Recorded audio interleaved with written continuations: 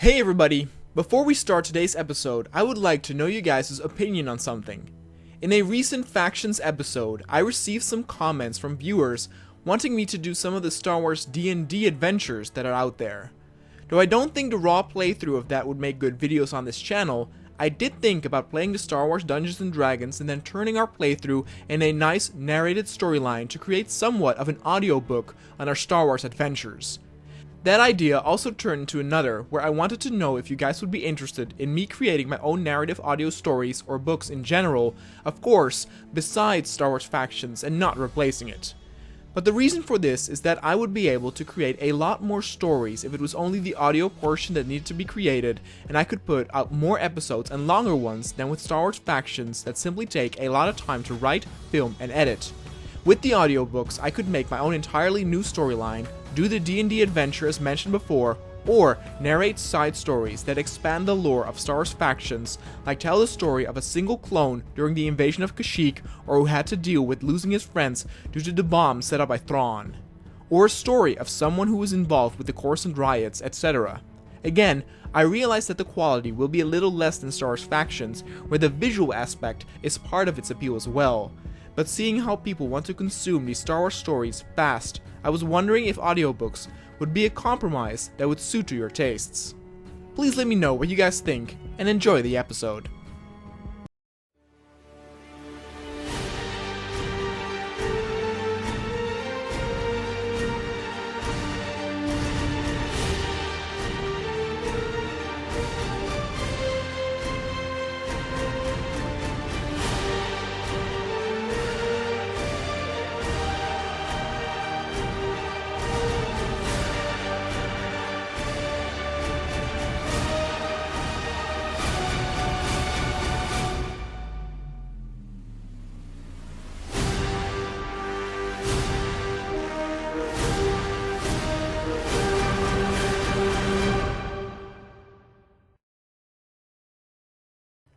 On the forest moon of Endor, something big was happening. The initial rebel ambush, led by Nihilus Zintar, seemed a success, withdrawing the attention of the Empire away from the Republic faction and capturing a lot of enemy troops in the process. But it seemed that they were the ones that had been played for a fool, as the ambushed troops were merely bait. The tactic seemed strangely similar to that what Thrawn had done in the past, and some believed this was his doing. Others thought that the operation was too small in scale to be orchestrated by Thrawn. In any case, Nihilus' troops found themselves soon enclosed by an AT-AT heading their way. With the location of the ambush being pinpointed, the Imperials now had a better idea of the rebel whereabouts and sent in reinforcements that laid in waiting. Stormtroopers appeared from the vegetation like ghosts, as they were overshadowed by bigger walkers in the distance. Some of the troops with heavier weaponry stayed close to the walker for escorting purposes, though the scale of the two units made it seem the other way around. The rebels raised the alarm and rushed out of their bunkers to meet the Imperials head-on.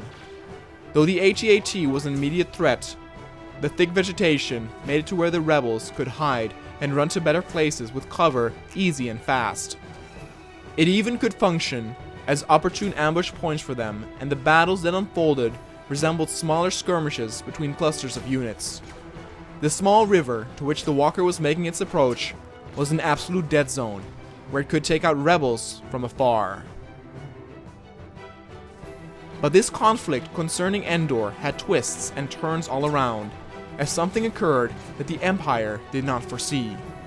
Where they thought that the rebels would not send in reinforcements as part of their whereabouts on Endor had been compromised and would keep the casualties to a minimum, instead, their calling for aid was answered, but not on the surface itself, but instead, high above Endor, as part of the mighty rebel fleet made their approach to aid their fellow soldiers.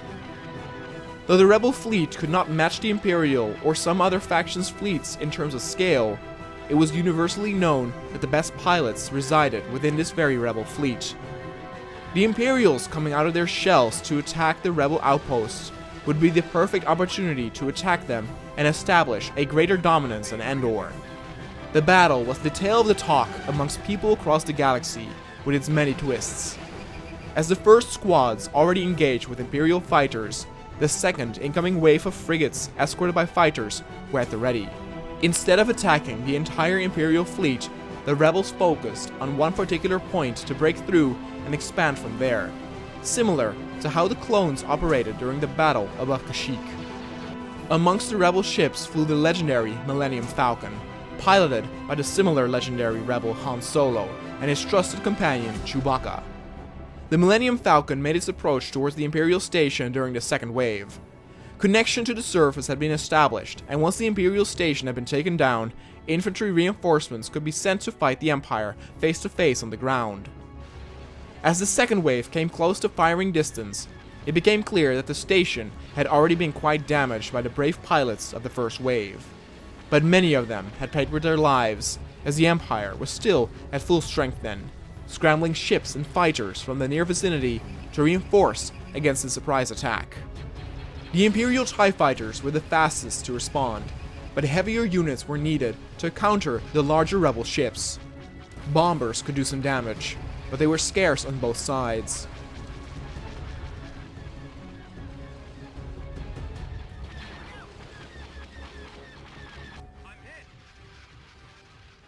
Hundreds of ships now engaged with the Imperial units, whose morale surely would falter at the sight of the enemy reinforcements.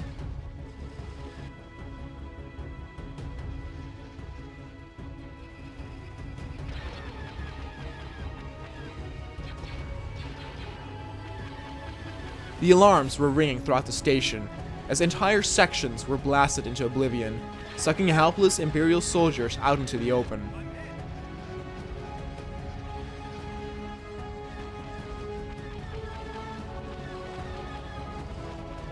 With the second wave having arrived, their fighters prioritized other enemy fighters of the same caliber and turrets still operational on platforms and the station itself. It did not take long for rebel fighter pilots to die during this exchange as well. The Millennium Falcon twirled and soared through all the units with ease, taking out targets left and right. Though the station was heavily damaged, it was still very dangerous to get close to it. The lock-on targeting systems of the operational turrets dealt quickly with any X-Wing daring to get within range. The A-Wings had less trouble getting out of harm's way. As the battle intensified, now the Imperials had sent in a new wave of reinforcements, creating a tug-of-war effect as long as the Imperial station would last.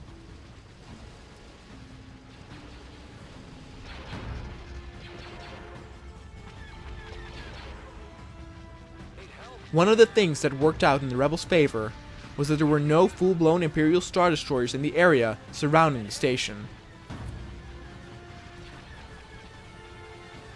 There were 2 destroyers at surface level, but they were providing reinforcements to the ground troops.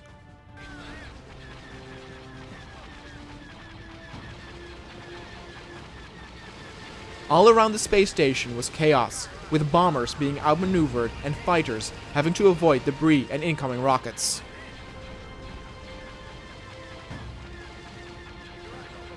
One particular squad of A-Wings was showing some real spectacular display of courage as they took on several gunships, fighters, and turrets by themselves.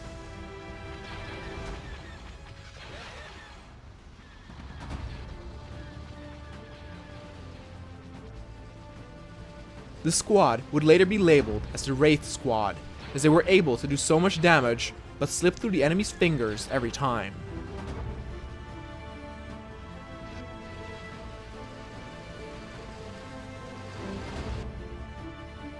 Han Solo still lent his strength to the rebel cause as well, and with the Imperial reinforcements arriving, this battle above Endor was far from over.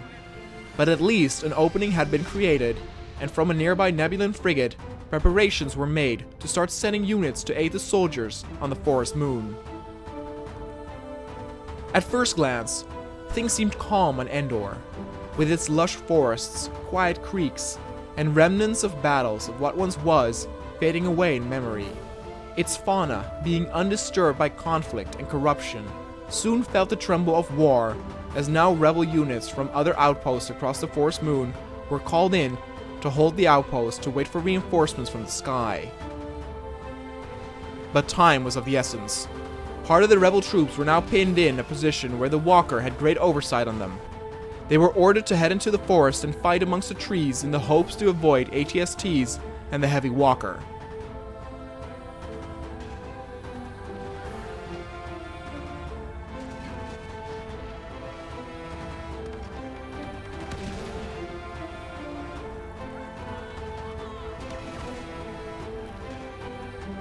A handful of rebels did the opposite and realized the AT-AT could not shoot them if they were right under it. Unfortunately, these troops did not possess weapons heavy enough to take it out from underneath. Battles amongst the trees were brief and chaotic. Once someone got shot, their position was often compromised, and they were killed from an unseen angle. This counted for both rebels and Imperials, as the forest made it easy for them to get lost or distinguish enemies in the bushes. The rivers drew red with the blood of victims from both sides.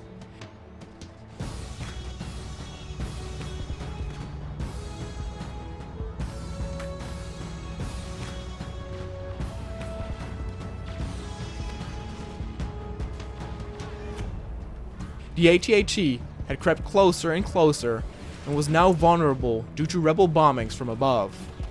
They were part of the second and third wave of the rebel fleet heading in to help their troops on Endor. But though the AT-AT was showing signs of vulnerability and decay, hardship struck the hearts of the rebels once more as they received word on their comms that another Imperial AT-AT had been sighted.